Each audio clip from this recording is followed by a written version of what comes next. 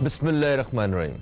अस्सलाम वालेकुम दोस्तों, मैं फ़हीम अब्बास आपको खुशामदीद कहता हूँ न्यूज़ कैफ़े में और उम्मीद करता हूँ कि आप सब खैरियत से हैं और आज के दिन का एक अच्छा सा आगाज़ भी कर चुके हैं। आइए प्रोग्राम का आगाज़ करते हैं। प्रोग्राम को हमने आज दो हिस्सों में तकसीम किया है और इस वक्त प्रोग्राम के पहले हिस्से में हम एक ऐसे खूबसूरत और ऐसे अहम मौजू पर बात करने वाले हैं कि ये मौजू पूरी दुनिया के लोगों की आवाज़ बन चुका है। पूरी दुनिया के इंसान इस बात पे इत्तफाक करते हैं कि दुनिया भर से बदअनवानी का ख़ात्मा होना चाहिए। आज बदअनवानी के ख़ात्मे का आलमी दिन मनाया जा रहा है। इंसदादे बदअनवानी का आलमी दिन है ये। करप्शन फ्री दुनिया होनी चाहिए, करप्शन फ्री मुल्क होने चाहिए, करप्शन फ्री पर्सनैलिटीज़ होनी चाहिए। हमारे अपनी शख्सियात जो हैं वो करप्शन से पाक होनी चाहिए। सब ऐसा ही ख्याल करते हैं ना, तो इस वजह से इस मौजू पे, इस सब्जेक्ट के ऊपर सब इत्तफाक करते हैं।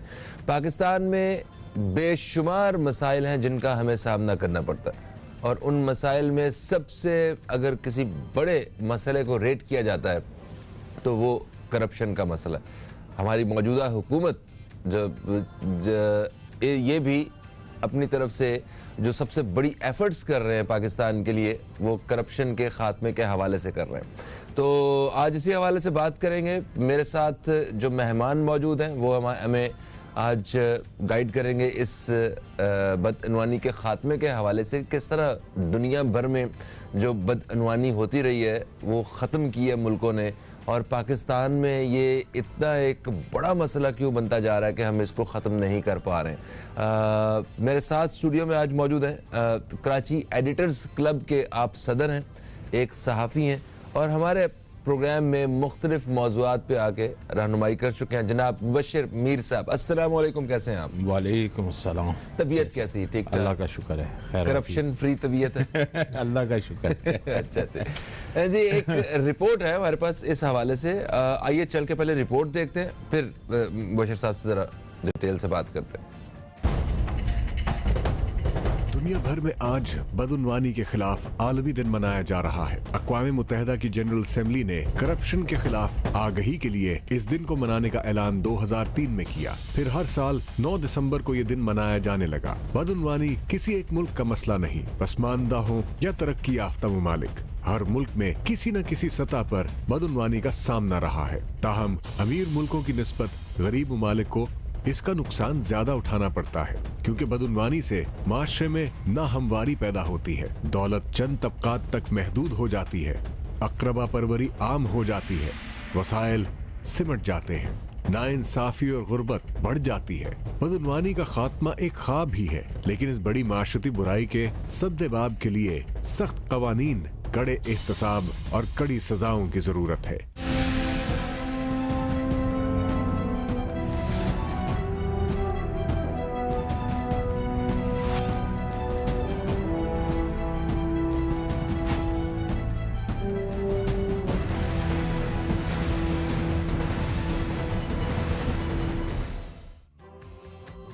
जी दोस्तों, रिपोर्ट आपने देखी और आइए आज इस खूबसूरत मौजू पे बातचीत का आगाज़ करते हैं। अच्छा मुबश्शिर भाई, इजी मनी सबको मतलब पसंद होती है और जिसको इसका जायका लग जाता है वो फिर बाकी लोगों के लिए ख़तरनाक हो जाता है। बिल्कुल। तो पाकिस्तान का बहुत बड़ा मसला जो है ना वो इस वक्त करप्शन ही समझा जाता है। आप क्या समझते हैं कि ये क्यों इतना बड़ा मसला बन गया? अच्छा, ये फ़हीम साहब एक चीज़ तो आप ये समझें कि रूट कॉज पे जाना चाहिए कि रूट कॉज क्या है। कि अगर एक बंदा जो है, जैसे होता है ना कि एक बंदा बीमार है तो वो क्यों बीमार है, ज़ाहिर है उसका डिसऑर्डर है, वो खाना सही नहीं खा रहा, सो नहीं रहा, कोई मैंने कि जो एक पैटर्न है लाइफ का उसको वो डिसोबे कर रहा है, तो लिहाजा वो बीमार हो गया। जी हाँ, कहीं ना कहीं कोई मसला है कोई। अच्छा, अब ये सोसाइटी है, फिर उसके बाद हमारी रियासत है और एक ये ग्लोबल वर्ल्ड है कि पूरी दुनिया, उसका एक ग्लोबल गवर्नेंस का भी एक निज़ाम है कि एक कई ऐसे प्रोटोकॉल्स हैं जिसपे हमने क्या पूरी दुनिया ने साइन किए हुए हैं उसको हम सब ओबे करते हैं। जैसे आप देखें एविएशन का एक निज़ाम है जी हाँ, कि भाई जहाज जो है वो इस लेवल पे होगा तो परवाज करेगा, ठीक है, इस पे सब लोग मान रहे हैं, बिल्कुल ठीक सही है। इस तरह करके कोई 200 से ऊपर प्रोटोकॉल है जो इंटरनेशनल प्रोटोकॉल है, उस पे हम भी सिग्नेटरी हैं। इसी तरह ये एजुकेशन के टारगेट्स हैं, इसी तरह ये ट्रांसपेरेंसी के टारगेट्स हैं। ट्रांसपेरेंसी कैसी होनी चाहिए? अभी ट्रांसपेरेंसी रिपोर्ट भी आई है जी कि हाँ, जिसमें हमारी अदलिया को भी और पुलिस को तकरीबन सबसे करप्ट तरीन इदारे जो है वो डिक्लेयर किया गया, तो जो कि इंसाफ देने के लिए आपने रखे हुए हैं।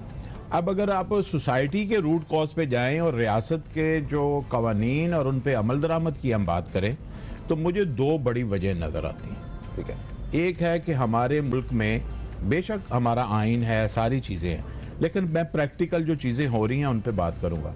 प्रैक्टिकल ये है कि हमारी पावर शेयरिंग जो है अपनी रियासत के अंदर वो सही नहीं है।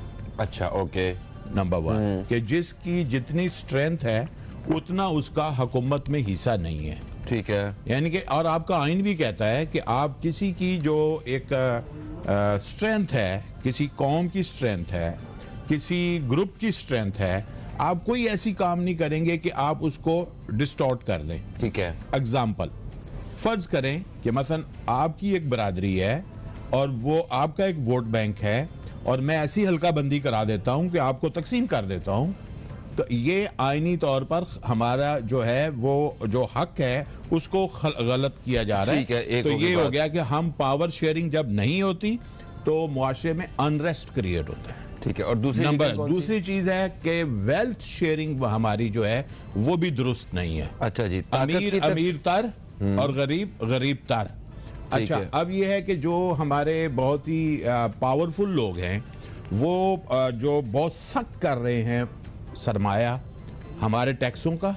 अच्छा बशीर भाई, मैं मत चाहता हूँ, देखें दो चीजें आपने कहा, दौलत की तकसीम और ताकत की तकसीम, की ठीक है, तकसीम। ये हमारे यहाँ जो है ना एक मेजर इशू है जिसकी वजह से ये बदअनवानियत को हवा मिल रही है। ठीक है, हम इस पे बात करते हैं, एक वक्फा आ गया, जरा वक्फे से वापस आते हैं तो डेफिनेटली इस हवाले से भी बात करेंगे कि दुनिया भर में ये बदअनवानी का मसला रहा है मुख्तलिफ ममालिक में। उन्होंने कोई ना कोई मॉडल तो होगा जिसके ऊपर रह के उन्होंने अपने मुल्क से बदअनवानी को खत्म किया है। क्या पाकिस्तान नहीं कर सकता? इस पे बात होगी। कहीं मत जाइए, न्यूज़ कैफे देखते रहिए, अब तक देखते रहिए।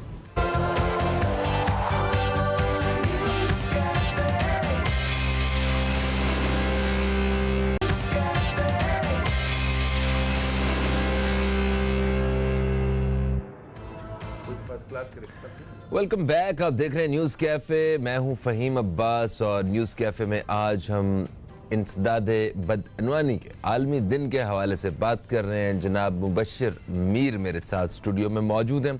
अच्छा, वक्फे से पहले मुबशिर साहब, आपने कहा कि दुनिया भर में वो मॉडल जिसके ज़रिए बदअनवानी का ख़ात्मा किया गया है उन मुहज़्ज़ब मुआशरों में या उन कामयाब ममालिक में, तो उन्होंने जो दौलत की और जो ताकत की तकसीम है इसको मुनसिफाना रखा है। ताकत से मुराद ये है कि जो इख्तियारात हैं, इख्तियारात, ठीक है। अब देखें कि दुनिया में ही तकरीबन यही मॉडल है। एक फेडरल लेवल पे गवर्नमेंट होती है जो पूरे मुल्क को प्रेजेंट करती है, एक पॉलिसीज देती है, ठीक है, फिर रीजन या प्रोविंसेस होते हैं, ठीक है, और फिर एक लोकल गवर्नमेंट सिस्टम होता है, ठीक है। अब दुनिया में जो आया है एक इस वक्त जो ऑलमोस्ट आप जो आप मॉडर्न वर्ल्ड की बात कर रहे हैं, तो उन्होंने जो तीसरे लेवल की गवर्नमेंट है जिसे हम बिल्कुल अहमियत नहीं दे रहे अपने मुल्क में, उन्होंने उसको सबसे अहम करार दे दिया है। अच्छा, हाँ, और उन्होंने ये रखा है मॉडल के जो आपकी यूनियन काउंसिल या टाउन काउंसिल है, टाउन कमेटी है, उसमें हर शहरी के 80% के करीब काम हो जाते हैं। इवन कुछ मुल्कों में तो ये है कि किसी का पासपोर्ट भी रिन्यूअल के लिए जाना है वहीं से जा रहा है, या उसका वीजे का इशू है तो वहीं से हो रहा है, वो वहीं से रूट हो रहा है। एजुकेशन, हेल्थ, रोजगार, मसाइल, सब कुछ मैं कि वो अपने वॉक इन डिस्टेंस पे वो ऑफिस में जाता है या कोई भी शहरी है वो अपना जाके इशू उस मुतलका अफसर से बयान करते हैं और आगे वो उसको जो है वो जहाँ पे करते हैं। तो इख्तियारात और जो है वो ये ताकत जो है वो रूट लेवल तक हाँ, आती है। और जो उसको प्रेजेंट कर रहे हैं जो काउंसलर्स या जो भी होते हैं, आप देखिए अब तो पाकिस्तानी भी कितने हैं जो काउंसलर बनते हैं, किस वजह से बनते हैं? वहां पे वो सर्विस दे रहे होते हैं, बिल्कुल सही लोगों के काम कर रहे होते हैं। और इसलिए लोग उनको पसंद करते हैं। वो फिर देखते नहीं है कि ये पाकिस्तान से आया हुआ है, वो देखते हैं कि हमारा ये सर्विस दे रहा है। तो जन्म पर्ची से लेके शनाख्ती कार्ड तक के काम जो है वो से काम, यानी कि ये कि वो आपका लेवल जो है उस पे लोगों को एक तो जो प्रेजेंट कर रहे हैं उनको इख्तियारात मिल गए, ठीक है, तो आपने इख्तियारात की तकसीम कर दी, बिल्कुल सही है। ठीक है। यहाँ पे हम क्या हैं, हमारे अंदर है कि हम पावर ग्रैबर हैं और वेल्थ ग्रैबर हैं। अपने एक हमारा ज़ेन ऐसा है, एक ट्राइबल सा माइंड सेट है हमारा, ऐसा एक माइंड सेट है कि हम हर चीज़ अपने हाथ में रखना चाहते हैं। अब देखें ना, कई हमारे ऐसे वज़रा अल्लाह भी रहे हैं कि जिन्होंने 24-24 महकमे अपने हाथ में रखे, जी जी, ठीक है। इस तरह जी मैक्सिमम जो है वो चीज़ें अपने हाथ में रखने की कोशिश, तो ये पावर का ये मॉडल फेल हो चुका है। अच्छा देखिए, इख्तियारात की तकसीम से बदअनवानी से कैसे अच्छा छुटकारा हाँ, हासिल हो सकता आप देखें कि उसमें यह है कि जब आपके पास एक बंदा अकले कुल बन जाता है तो अच्छा। वो फिर उस पावर को अब्यूज भी करता है, ठीक है। वो जब उसका अब्यूज का यही है कि उसका गलत इस्तेमाल शुरू हो जाता है। वो गलत लोगों को वो अपॉइंट करता है, अपनी मर्जी के लोग जो है वो लेकर आता है, अपने इंटरेस्ट जो है वो उसके अपने हाथ में होते हैं, और सबसे ज्यादा ये है कि जो मेरिट है वो किल हो जाता है, बादशाहत नहीं होती किसी की ना। बादशाहत टाइप हो जाती है, बादशाहत टाइप हो गई ना। ये एक तरह की मुतलकुल अनानियत की तरफ उसका ज़ेन चला जाता है और वो फिर जो है उसको अब्यूज करता है, जिसकी वजह से बदअनवानी के ना ख़त्म होने वाले सिलसिले शुरू होते हैं। अभी आप देखें, जितने नैब की बात होती है या एंटी करप्शन की बात होती है, उसमें मोस्टली ये आएगा जी, कुछ लोगों के पास इख्तियारात इतने ज़्यादा थे कि उसको जो है वो आप उसको अकाउंट करना एक तरह का ना, उसकी जो अकाउंटेबिलिटी है वो मुश्किल हो जाती है। अच्छा एक छोटी सी बात इसी के साथ जोड़ लें, अभी आपने देखा कि जो हमारे ये इतने इदारे हैं जो इसको काउंटर करने की कोशिश भी कर रहे हैं, वो क्यों नहीं कर पाते? उसकी वजह यह है कि आप देखें, पुलिस है आपकी जो आपको सपोर्ट करती है, ठीक है, और पुलिस का काम होता है जी कि वो आपको इन्वेस्टिगेशन वगैरह के मामलात में आपकी हेल्पफुल हो, ठीक है। अब एक SHO के बहुत से इख्तियारात हैं, सही है, ठीक है, लेकिन उसकी जो आपने सैलरी स्ट्रक्चर रखा हुआ है वो कम है, लिहाजा उसकी जो पावर है वो उसकी एक हो गई स्ट्रेंथ, वो उसको अब्यूज करना शुरू कर देता है। तो आपने उसके साथ क्या किया कि उसको पावर दी हुई है बहुत ज्यादा अपने फायदे के लिए, लेकिन जो वेल्थ शेयरिंग है वो खराब कर दी हुई है, ठीक है, उसके वो फायदे, तो वो डिसबैलेंस आपने कर दिया, ठीक है, कि उसकी सैलरी स्ट्रक्चर देख लें और उसके इख्तियारात देख लें। वो इख्तियारात तो ये हैं कि वो वज़ीर आज़म को भी अरेस्ट कर सकता है, सही है, वो FIR किसी की भी काट सकता है, ठीक है। FIR का तो एक ऐसा यानी कि गलत सिस्टम है पाकिस्तान में कि आप घर पे सोए हुए हैं या गिलगित में रह रहे हैं, मैं आपकी यहाँ पे FIR कटवा सकता हूँ, सही है। तो ये SHO के इख्तियारात है, उसने काट दी, ठीक है।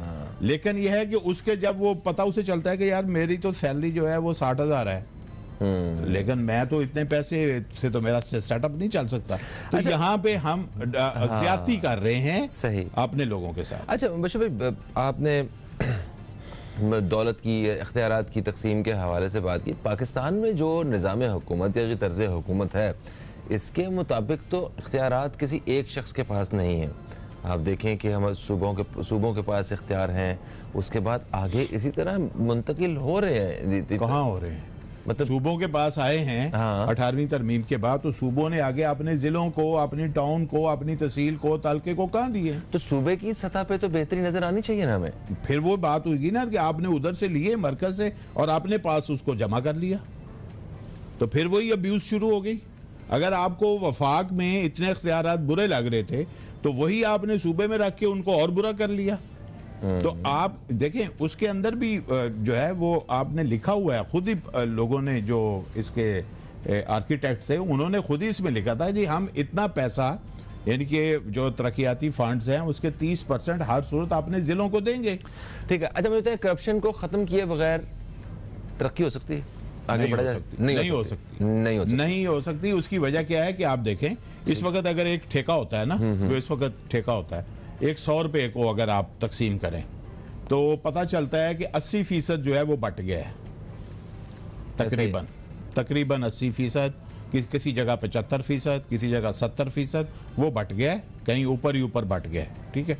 बाकी रह गया जी आप ठेकेदार के पास 25-30%। अब उसने उसमें अपनी भी कमाई कर आपको चीज़ बना के देनी है, तो चीज़ किस तरह की बनी होगी।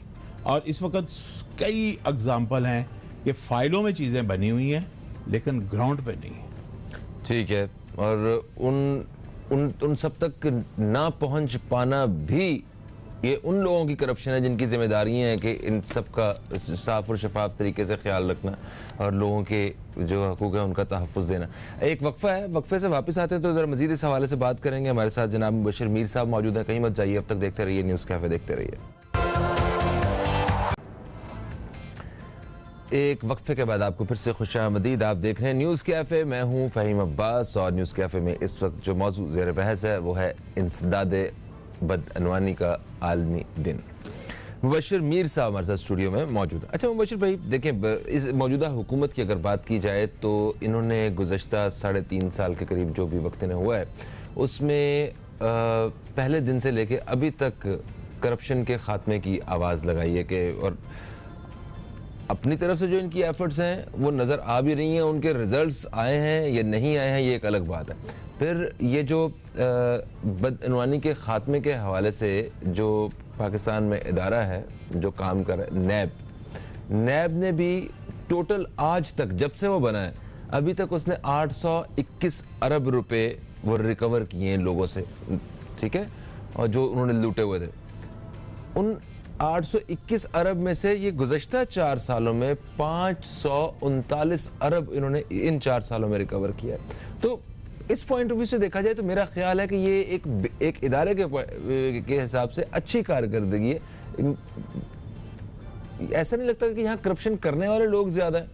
मेरा ख्याल है फ़हीम, बात यह है कि ये नैब का जो सिस्टम है ना काम करने का, मुझे लगता है कि जैसे ना वो बंदे के साथ ना डील होती है ना मुकमका, अच्छा, ये उस तरह का मॉडल है। एक बंदे ने 100 अरब रुपया लूटा हुआ है, ये उससे 5 अरब रुपया अगर लेके खुश होते हैं और उस पर भी इनको कमीशन भी मिलता है, मुझे उस पर बड़ा एतराज़ है कि एक सरकारी जो सिस्टम है उसमें रिकवरी पे कमीशन मिलना, ये पता नहीं कहाँ से इन्होंने बनाया हुआ है। ठीक है, पता नहीं 8% है या जितना भी है, आई एम नॉट श्योर कि कितने % है, लेकिन ये क्या है?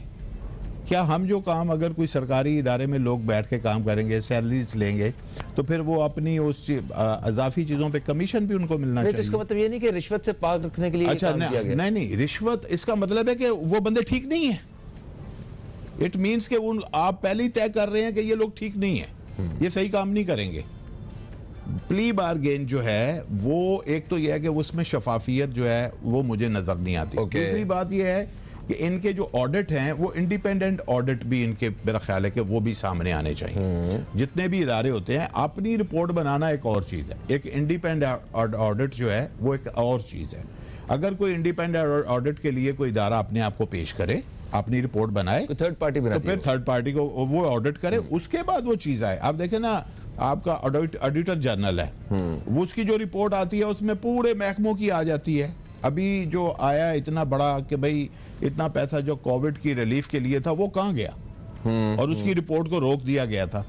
तो लिहाजा इसका मतलब है कि आप खुद अंदर से खौफजदा हैं कि अगर आप इंडिपेंडेंट काम करेंगे, इंडिपेंडेंट ऑडिट्स करवाएंगे, तो वो आपका जो है ना कोई और चेहरा जो है वो बेनकाब हो जाएगा। मैं आपको बताऊं, कई ऐसे केसेस हैं नैब ने उठाए, लेकिन वो कैसे बंद किए, क्यों बंद किए या रोक दिए, जैसे कि मैं आपको बताऊं, मेरा चूंकि कंसर्न रहा है अब कराची आर्ट्स काउंसिल, हमें पता चला और बहुत अखबारात में खबरें लगी कि 2015 में नैब ने आर्ट्स काउंसिल पे जी वो छापा मार दिया और ये हो गया वो हो गया और बड़ा रिकॉर्ड अपनी तावील में ले लिया।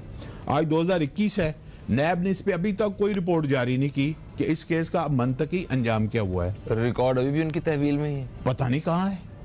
अच्छा, वैसे तो हमारा रिकॉर्ड जल जाया करते हैं अक्सर। नहीं, चलो जला नहीं है कम से कम, लेकिन नैब को, पब्लिक को, अवाम को, और वहाँ पे 8-7 लोग मेंबर हैं, उनको बताना चाहिए आके कि भाई हमने जो 2015 में कार्रवाई की थी आप इस स्टेज पर है, या यहाँ पे हमने इसको क्लोज किया है, या हमने कुछ फाइंड आउट किया है, कुछ भी किया है।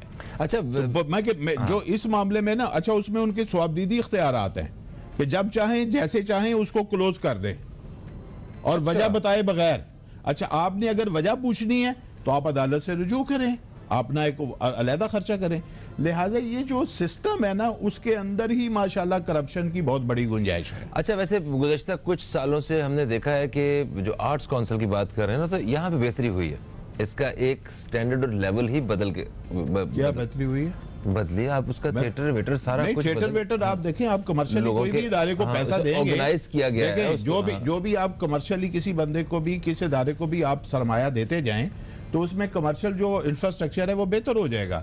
लेकिन वहाँ पे जो कंसर्न है, जितने मेंबर्स का कंसर्न है, वहाँ पे ट्रांसपेरेंसी मेंबर साजी में नहीं है, जो कि इलेक्शन जीतने में मुआवनत होती है। मेंबर साजी खुफिया है। मेंबर साजी अगर खुफिया है तो वो इसका मतलब है कि आप पावर में रहने की कोशिश कर रहे हैं, आप अपनी मर्जी के लोगों को मेंबर बना रहे हैं। आर्ट्स काउंसिल का जो मगर अभी कोविड के दिनों में मैंने देखा है कि उन्होंने वो जितने वो कवालों के साथ हमनवा भी थे ना, उन लोगों को भी बुला बुला के इन लोगों ने वो उनको राशन वगैरह दिए।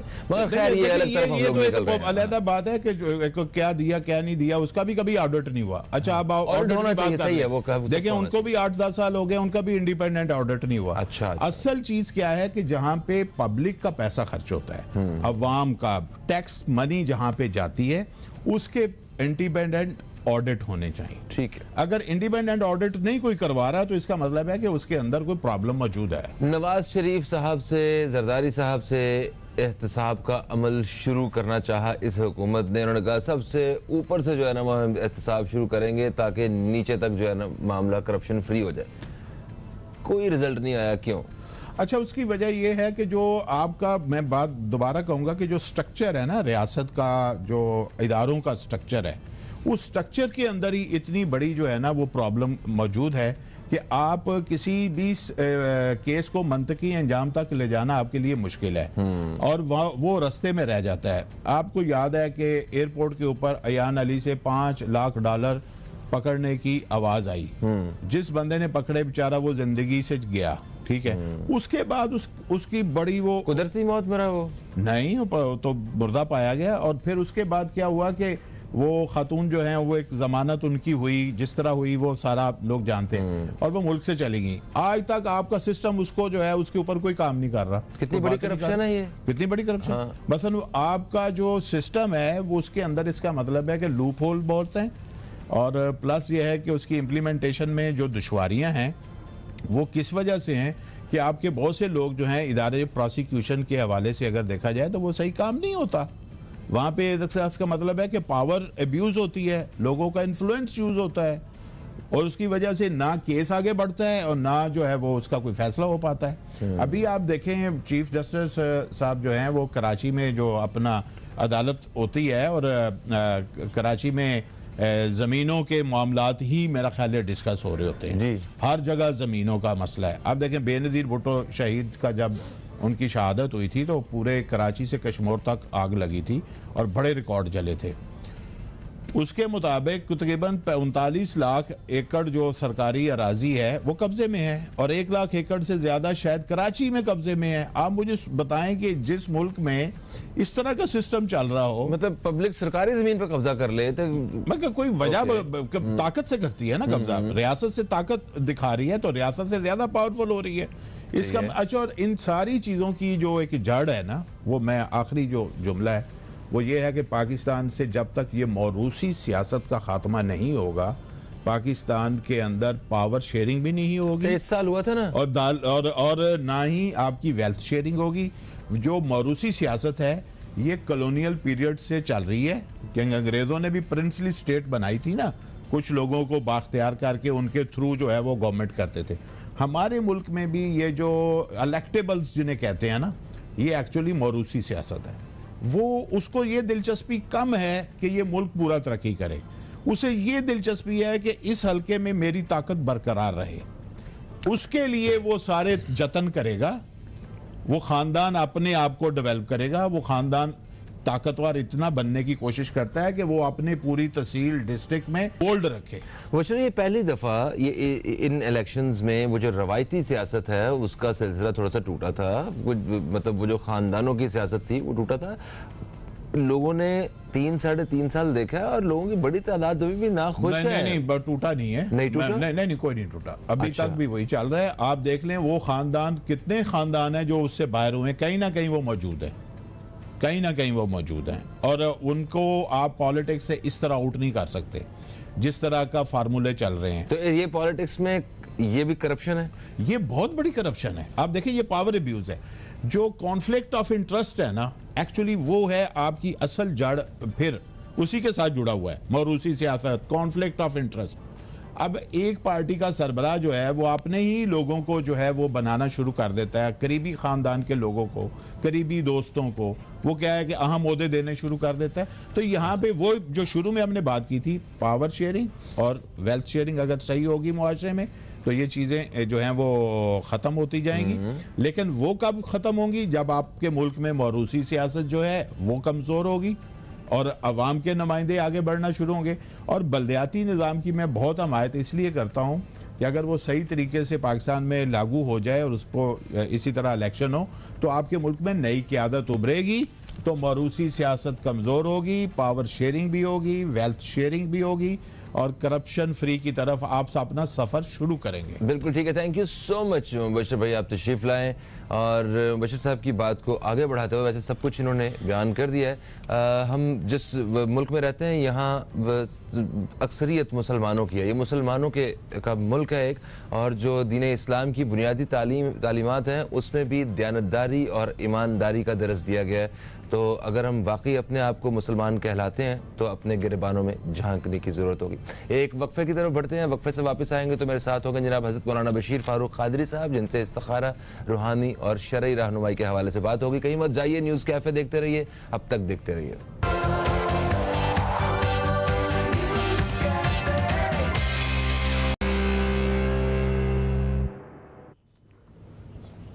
वेलकम बैक, आप देख रहे हैं न्यूज़ कैफ़े, मैं हूं फ़हीम अब्बास। और जो न्यूज़ कैफ़े के जो रेगुलर हमारे नाजरीन हैं वो जानते हैं कि जुमेरात और जुमे के रोज़ न्यूज़ कैफ़े में प्रोग्राम के दूसरे हिस्से में हमारे साथ होते हैं जनाब हज़रत मौलाना बशीर फारूक कादरी साहब, जो कि चेयरमैन हैं सैलानी वेलफेयर इंटरनेशनल ट्रस्ट के, और इसके साथ साथ एक इस्लामिक स्कॉलर हैं। आप हमारे साथ स्टूडियो में मौजूद हैं, आपको खुश आमदीद। अस्सलामु अलैकुम, कैसे हैं आप? वालेकुम सलाम व रहमतुल्लाहि व बरकातुहू, अल्हम्दुलिल्लाहि रब्बिल आलमीन अला कुल्ली हाल। माशाअल्लाह।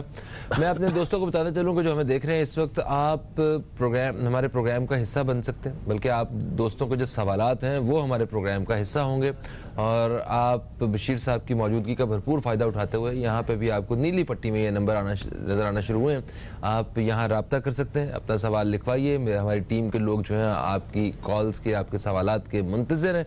वो दौरान वक्फ़ा हम तक पहुँचेंगे सवालात, और फिर वक्फ़े के बाद उन सवालात को प्रोग्राम में शामिल किया जाएगा और आपकी रहनुमाई की जाएगी।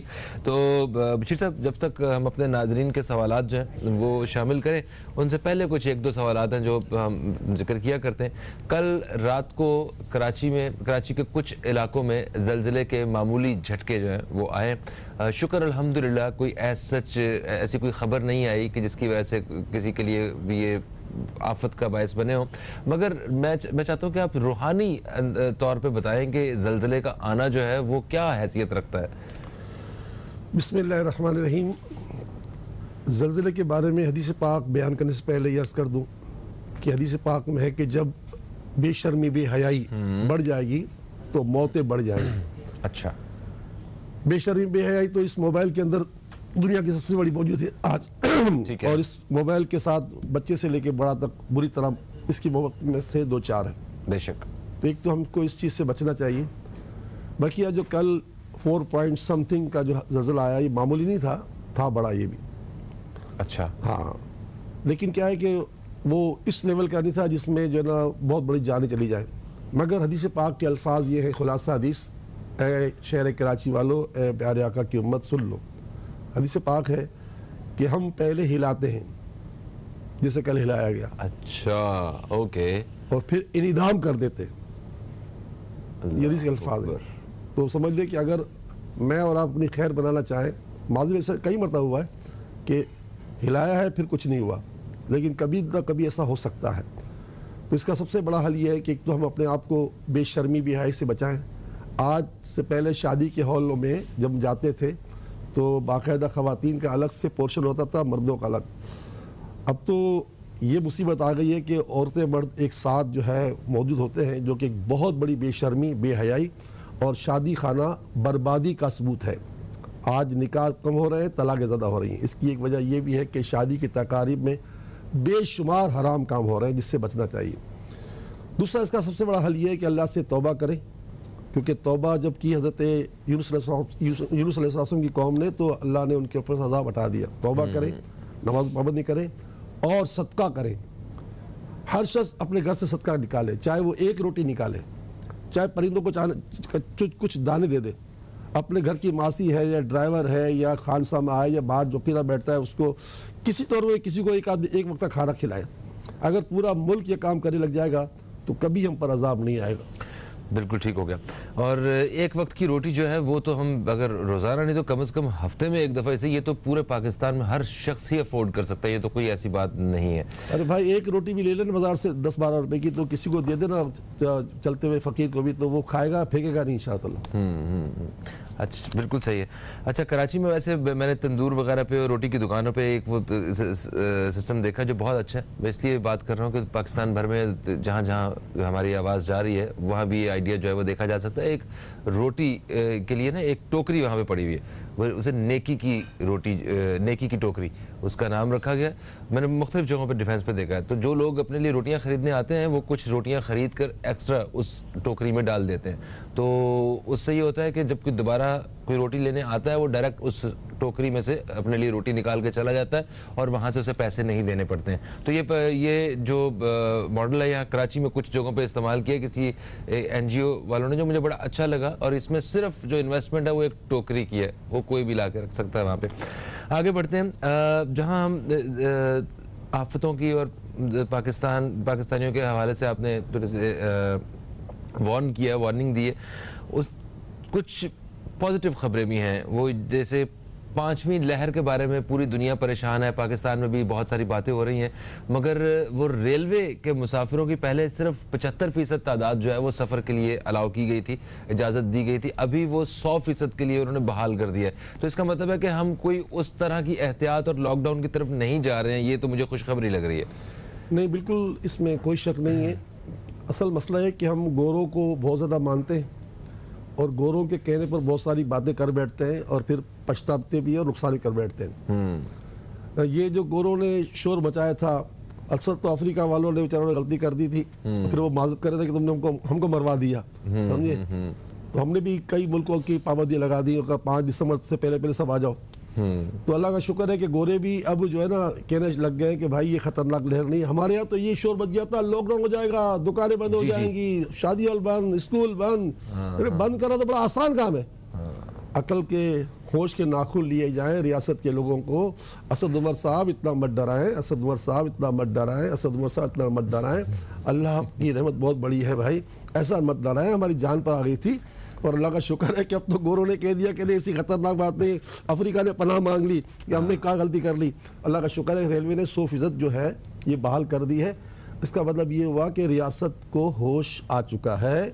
अल्हम्दुलिल्लाह, ये खुशी खबर है। पाकिस्तानियों, अल्लाह से डरो, हम सब अल्लाह से डरें और अल्लाह की बारगाह में नमाजें पढ़ें, नाफरमानी से बचें। इंशाअल्लाह कोई हमारा लॉकडाउन नहीं होगा।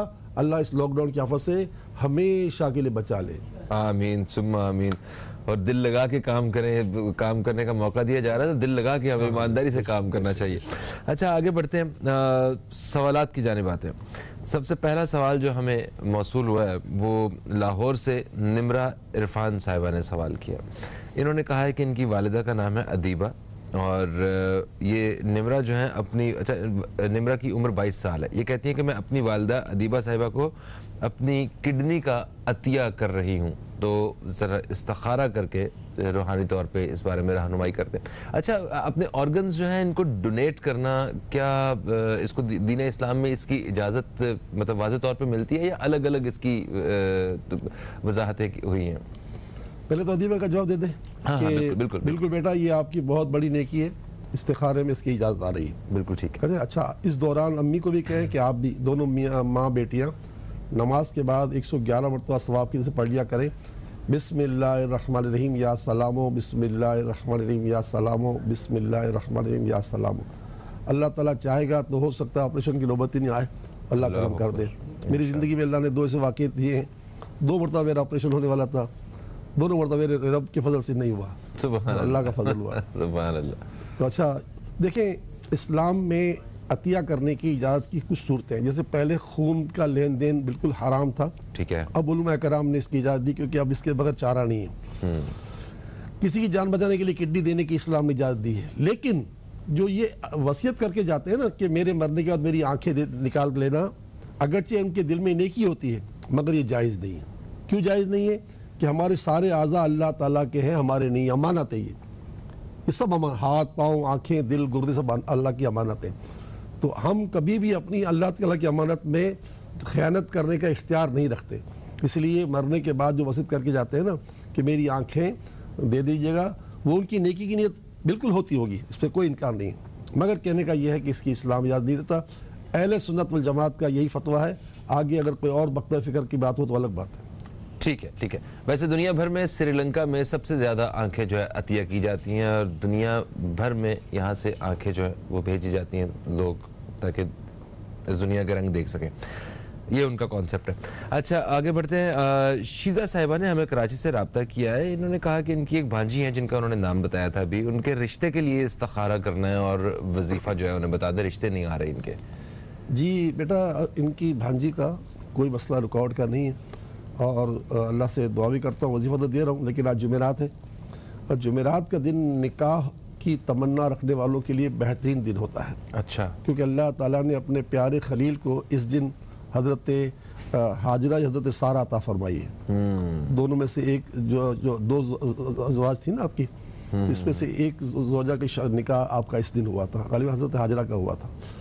तो इसीलिए अगर जो बच्चियाँ निकाह की ख्वाहिशदार उम्र हो गई, जुमेरात को रोज़ा रख लिया करें। हदीस पाक भी है कि आका ने ज़िंदगी में कभी जुमेरात का रोज़ा नहीं छोड़ा, तो जुमेरात का रोज़ा रख लिया करें। एक तो ये, दूसरा ये कि जो है ना आज जुमेरात है, हदीस पाक की जुमेरात का दिन हाजतों के पूरे करने का दिन है, और आज की रात है जुमेरात की, इस पर कोई दुआ रद्द नहीं होती।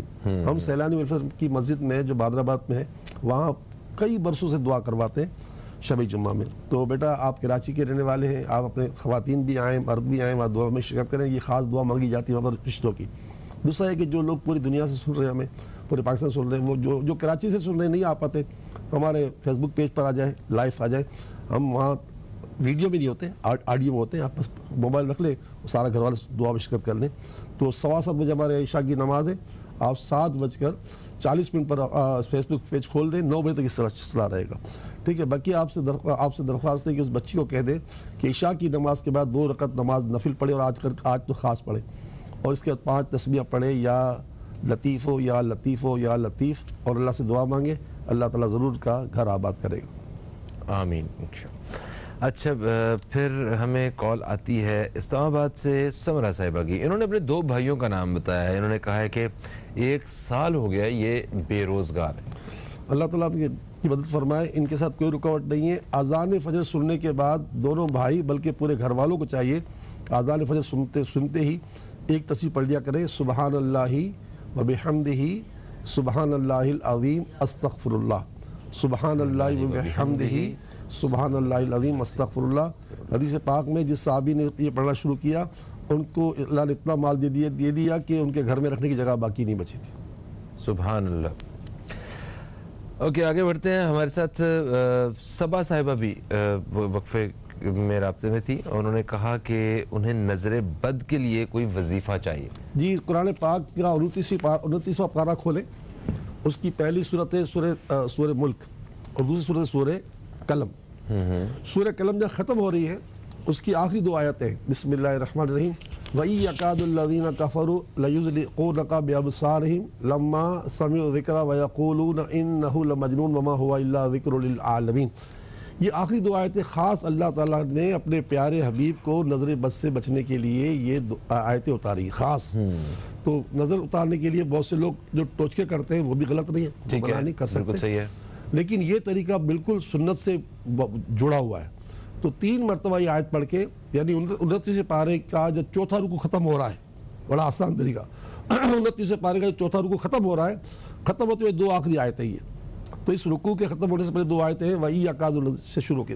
इस 2 आयतों को 3 बार पढ़कर अपने ऊपर, माल पर, जान पर, कारोबार पर, गाड़ी पर, दुकान पर, जिस पर दम करेंगे 3 बार पढ़कर उसकी नज़र इंशाल्लाह उतर जाएगी। इंशाल्लाह इंशाल्लाह। अच्छा, एक शॉर्टली मुझे और बता दीजिएगा, अभी हमने इसे इस्लामाबाद से खातून का ने हमें रब्ता किया था कि जिनके भाइयों की नौकरी का मसला था, और दूसरा नजर बद वाला, ये सिर्फ इनके लिए है या जितने लोग सुन रहे अवामुन नास के लिए, पूरी उम्मत के लिए? कोई भी अगर किसी को इससे मिलता जुलता कोई अगर मसला दरपेश है तो वो ये वजीफा पढ़ सकता है? ये मसले दो हर एक के साथ दरपेश है, हर एक के साथ दरपेश है। बिस्मिल्लाह खैर करे। वक्फा आ गया जी। वक्फे के बाद हम आपकी खिदमत में दोबारा हाजिर होने वाले हैं, और दौरान वक्फा खुल के कॉल कीजिए, अपने सवालात बिला झिझक न्यूज़ कैफ़े में लिखवाइए ताकि उन पर बात हो सके। कहीं मत जाइए, न्यूज़ कैफ़े देखते रहिए, अब तक देखते रहिए।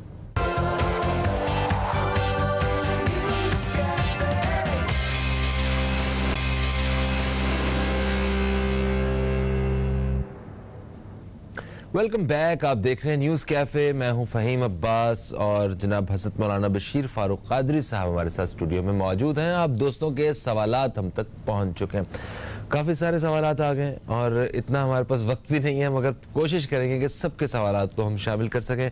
आते हैं पहले सवाल की तरफ जो वक्फे के बाद हम शामिल करेंगे। सादिक साहब ने हमें लाहौर से रब्ता किया है। इन्होंने कहा कि इनका कारोबार नहीं चल रहा है, बहुत सारी परेशानी है, और एक बात इन्होंने कही, इन्होंने कहा कि इनका खुदकुशी करने को दिल चाहता है।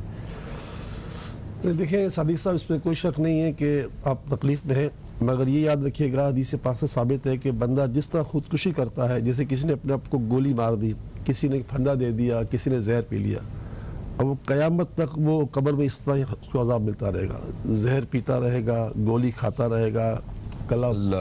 तो ये खुदकुशी करना बचना नहीं है, फंसना है। अल्लाह आपको, हम सबको, पूरी उम्मत को बचाए। बाकी ये कि देखें, मायूस होने की ज़रूरत नहीं है। अल्लाह तबारक ताला का वाज़े फरमान है, वमा मिन दाब्बतिन फिल अर्दी इल्ला अल्लाह रिज़्कुहा। ज़मीन पर कोई भी ऐसा नहीं है जिसका रिस्क मैंने अपने ऊपर न लिया हो। और हदीस पाक में कि अल्लाह रिस्क अता करता है, मगर बंदे के गुनाह उसकी राह में दीवार बन जाते हैं। हदीस पाक के सुबह का सोना रिस्क को रोक देता है। अगर मैं फजर में सोता रहा, मेरे बीवी बच्चे सोते रहे, तो फिर मेरे कोई वजीफ़े मुअस्सर नहीं होंगे। इसलिए मेहरबानी करके मायूस न हो, मैं भी इस्लाह करूँ, आप भी इस्लाह करें, पूरी उम्मत इस्लाह करे। हकीकत हाल है कि रिस्क तो अल्लाह देने वाला है, असल हमारे अमाल को हम दुरुस्त करें। मैं ये नहीं कहता कि माज़अल्लाह आप मुझसे बुरे या मैं आपसे अच्छा, ऐसा नहीं है, मुतलक ये इज्तिमाई बात कर रहा हूँ। बहरहाल मायूस न हो। या रज़्ज़ाक़ो या रज़्ज़ाक़ो या रज़्ज़ाक़ हर नमाज के बाद 313 मरतबा पढ़े, 313 बार पढ़े, अव्वल आखिर 3 बार दुरूशी पढ़े। इंशाअल्लाह ताला आपकी गैबी मदद हो जाएगी। ऐसी सोच ख़त्म करें। अल्लाह आपको, हम सबको, पूरी उम्मत को खुदकुशी से बचाए। आमीन या रब्बल आमीन। सुम्मा आमीन। और खुदकुशी को हराम मौत करार दिया गया। जी यार। अच्छा जी, कराची से हमें अशरफ हुसैन साहब जो है वो रब्ता करते हैं। उन्होंने कहा है इनकी बीवी हैं हादिया, जिनके घुटनों में दर्द की शिकायत है। या गनियो या गनियो या गनी पढ़कर हाथों में दम करके 70 मरतबा हाथों में फेर लें। हम घुटनों के दर्द के लिए एक ऑयल देते हैं बुर्दा शरीफ का। आप कराची से रब्ता ताल्लुक़ रखते हैं। आज रात को इशाम की नमाज हमारे साथ पढ़े, आप भी पढ़े, आपकी अहली भी पढ़े। नमाज के बाद आप मुझसे मिल लीजिएगा। इज्तिमा के बाद जो इज्तिमा होता है अशब जुमा को, हम आपको तेल ऑयल दे देंगे, उसको इस्तेमाल करें, इंशाल्लाह बड़ा फ़ायदा पहुँचे इंशाल्लाह। फरहत साहिबा ने हमें कराची से रब्ता किया है। उन्होंने कहा कि 4 दफ़ा इनका मिसकैरेज हो चुका है और बड़ी परेशान है इस वजह से। देखिए, ये इनके साथ मसला है। अच्छा है, अमलियात का मसला है। फरहत बेटा, इंशाल्लाह ताला हम आपकी अल्लाह की रहमत से आज ही काट कर देंगे। और दूसरा कि 2 बातें, एक तो मेरे प्यारे आका सल्लल्लाहु अलैहि वसल्लम हमेशा सैयदा कायनात की उम्मीद के दिनों में एक तावीज़ अता फरमाते थे। वो तावीज़ हम आपको इंशाल्लाह दे देंगे।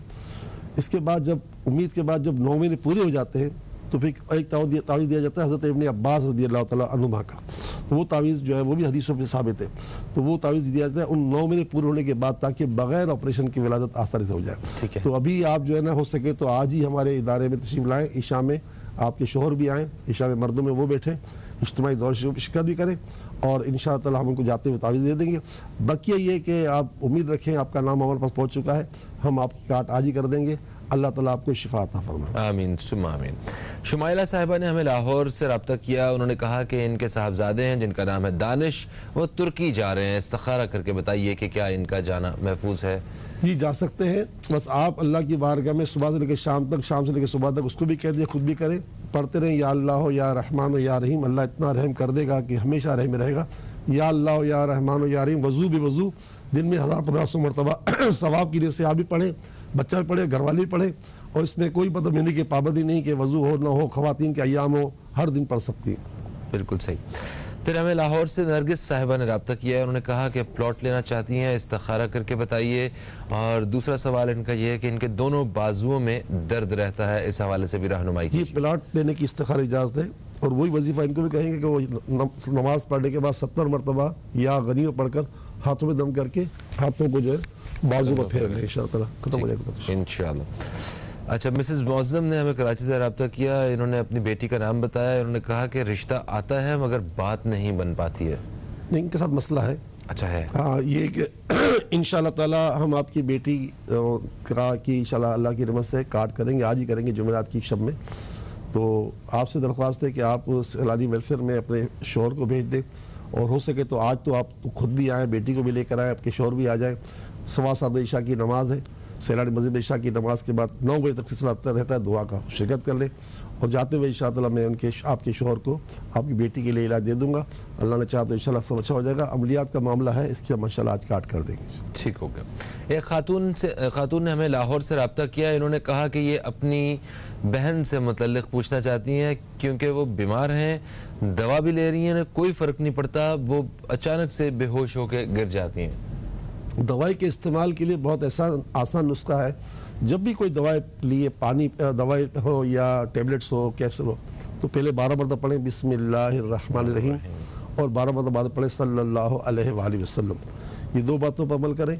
बाकी ये कि जो इस महीने का निसाब है, मैं चाहता हूँ कि स्क्रीन पर दिखा दिया जाए कि पूरे दिन में हर नमाज के बाद 60 मरतबा पढ़ना है, सुबहानल्लाहि वल्हम्दुलिल्लाहि वला इलाहा इल्लल्लाहु वल्लाहु अकबर वला हौला वला कुव्वता इल्ला बिल्लाहिल अलील अज़ीम। ये तीसरा कलमा पढ़ना है 60 मरतबा पूरे दिन में, हर नमाज के बाद। पूरे दिन में 5 तस्बीह पढ़नी है सल्लल्लाहु अलैहि वसल्लम की, और पूरे महीने में 3 रोज़े रखने। ये अमल करें, सब करें जितने सुन रहे हैं। और साथ साथ ये कि जो है इनके साथ जो मामला है वो है असरात का। तो ये मुझे कराची ख़त लिख दें, सैलानी वेलफेयर बादराबाद कराची, बस इतना कह दे, लिख दे, तो इंशाअल्लाह हमारे पास ख़त पहुँच जाएगा। वापसी का लिफाफा दे ना, दिन की मर्ज़ी है, लेकिन पक्का एड्रेस लिख दे, ताकि मैं वो तावीज़ जो रसूल पाक सल्लल्लाहु अलैहि वसल्लम ने अता फरमाया था जिन्नात से छुटकारे के लिए, अबू दजाना रज़ियल्लाहु तआला अन्हु को, वो तावीज़ हदीस पाक में आज मौजूद है, वो भिजवाऊँगा इंशाअल्लाह इनसे, फिर कभी गिरेंगी नहीं इंशाअल्लाह। बिल्कुल ठीक है। अच्छा, आपने आज हमारे 2 कॉलर्स ऐसे हैं जिनके बारे में आपने कहा कि इन पे असरात हैं, कुछ अमलियात। ये असरात का केस था, वो अमलियात। अच्छा, वो अमलियात का केस था। तो जो खुद पेशेंट होता है, जिसके साथ ये सारा कुछ हो रहा होता है या किसी ने कुछ करवाया होता है, वो इसको ख़त्म करने के लिए क्या पढ़े, उसके लिए क्या करने के लिए तो बड़ा आसान तरीका है। 3 टाइम पर, सुबह यानी फजर की नमाज से पहले, असर की नमाज के पहले, और रात को सोते वक्त 3 टाइम जो है ना, 3 कुल पढ़े। सूरह इखलास 3 मरतबा, सूरह फलक 3 मरतबा, और सूरह नास 3 पढ़कर अपने हाथों में दम करके इसको पूरे बदन पर हाथों को फेर ले, मसला हल हो जाएगा इंशाअल्लाह। इंशाअल्लाह। अच्छा जी, आगे बढ़ते हैं। हमारे साथ ताहिरा साहिबा थी टेलीफोन पे, इन्होंने कराची से हमें रब्ता किया। इन्होंने कहा कि इनके शौहर जो हैं वो बीमार हैं, उनके कंधे में तकलीफ़ है और तकलीफ़ रहती है। डॉक्टर्स कहते हैं कि उनकी नस जो है वो दब चुकी है। और दूसरी बात ये इन्होंने कही कि इन्हें भी बड़ी परेशान है माली तौर पे भी, तो इनको माली मदद भी दरकार है। देखिए, हमारे यहाँ माली मदद का मामला सुबह 9 बजे शुरू हो जाता है, मेल फीमेल दोनों का। ख़वातीन का पूरा डिपार्टमेंट अलग है और ख़वातीन मर्दों का अलग है।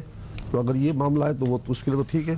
बाकी है कि जब वो इस काम के लिए आएंगे तो हम तावीज़ वगैरह भी दे देंगे इंशाअल्लाह। बेहतरीन। अच्छा, लुबना साहिबा ने हमें कराची से रब्ता किया। इन्होंने कहा कि इनका एक घर है बहरिया टाउन में, तो क्या ये वहाँ मुंतकिल हो जाए?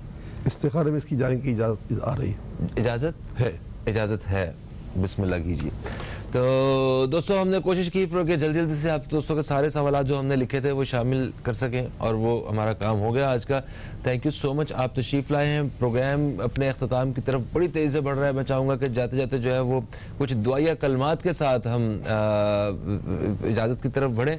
आप सब दोस्तों से भी दरख्वास्त है कि आइए सब मिल के हाथ उठाते हैं, दुआ करते हैं, और फ़हीम अब्बास को, न्यूज़ कैफ़े की टीम को दें इजाज़त। इंशाअल्लाह आपसे कल फिर मुलाकात होगी। कल तक के लिए खुदा हाफिज़। पाकिस्तान जिंदाबाद। बिस्मिल्लाहिर्रहमानिर्रहीम, अल्हम्दुलिल्लाहि रब्बिल आलमीन, वस्सलातु वस्सलामु अला सय्यिदिल अंबिया वल मुरसलीन। अल्लाहुम्मा सल्लि व सल्लिम दाइमन अबदन अला हबीबिका खैरिल खल्क़ि कुल्लिहिम व अला आलिहि व अस्हाबिहि बारिक वसल्लिम या अरहमर राहिमीन या अरहमर राहिमीन या अरहमर राहिमीन बतुफ़ैल रहमतुल लिल आलमीन बतुफ़ैल उम्मत रहमतुल लिल आलमीन सल्लल्लाहु तआला अलैहि वसल्लम। इलाही हमें हमारी नस्लों को पूरी उम्मत को अपनी रहमत से बख्शिश अता फरमा दे, सबके गुनाहों को माफ़ कर दे, अज़ाब कब्र से बचा ले, दोज़ख की आग से बचा ले। या अल्लाह आज हमारे साथ जितने लोग शामिल है इस प्रोग्राम हुए, जिन जिन की जो परेशानियाँ थी, इनकी परेशानियाँ भी और हर उम्मत की परेशानियाँ दूर फरमा दे। परवरदिगार आलम ये कोरोना की जो का शोर बचा हुआ है, इससे भी हमारी जान छुड़ा दे। लॉकडाउन और तरह तरह की मुसीबत से हमको बचा ले। हमारी गैब से मदद फरमा, हमारी गैब से तायद फरमा। बीमारियाँ, परेशानियाँ, दुख, तकलीफ़, रंज, गम, अजियत, कर्ब, खौफ, डर, हुज़न, तंगी, सख्ती, कर्ज, फितने, सदमे, फ़क़र, फाका, मायूसी, महरूमी, जादू, आसेब, नज़र बद, मिर्गी के दौरे, बेरोज़गारी, नाचाकी, रिश्तों की परेशानी, बे औलादी की परेशानी, नाफरमान औलाद की परेशानी, मियाँ बीवी के लड़ाई झगड़े जुदाइयों की परेशानी, बढ़ती हुई क़यामत खेज़ महंगाई की परेशानी, अलगर्ज पैदाइश से लेकर मौत तक हर उम्मती की हर परेशानियाँ दूर फरमा, दूर फरमा, दूर फरमा। बुरे दिन, बुरी घड़ी, बुरे वक्त, बुरे दोस्तों से बचा। या अल्लाह हमें हमारी नस्लों को, पूरी उम्मत को अपने हिदायत याफ्ता बंदों जैसे हिदायत अता फरमा, आफियत याफ्ता बंदों जैसी आफियत अता फरमा। जिन खुशनसीबों का काम तूने अपने ज़िम्मे करम में लिए हैं मौला, उनके सदक़े हमारे सारे काम अपने ज़िम्मे करम में ले ले। हमारे हालात की इस्लाह फरमा, हमारे बाहिमी ताल्लुकात अच्छे कर दे, हमारे अंदर उल्फत और मोहब्बत को पैदा फरमा, हमें इल्म व हिकमत का नूर अता फरमा। बारी तआला हमारी कदम कदम पर मदद फरमा, कदम कदम पर हमारी इस्लाह फरमा, बुरे अखलाक, बुरी आदतें, बुरी ख्वाहिशात से महफूज फरमा। या अल्लाह हमारी मदद फरमा, मदद फरमा, मदद फरमा। आमीन आमीन आमीन या रब्बल आलमीन। व सल्लल्लाहु तआला अला खैर खल्क़ि मुहम्मद व अला आलिहि व अस्हाबिहि अजमईन बिरहमतिका या अरहमर राहिमीन। ला इलाहा इल्लल्लाह मुहम्मद रसूलुल्लाह।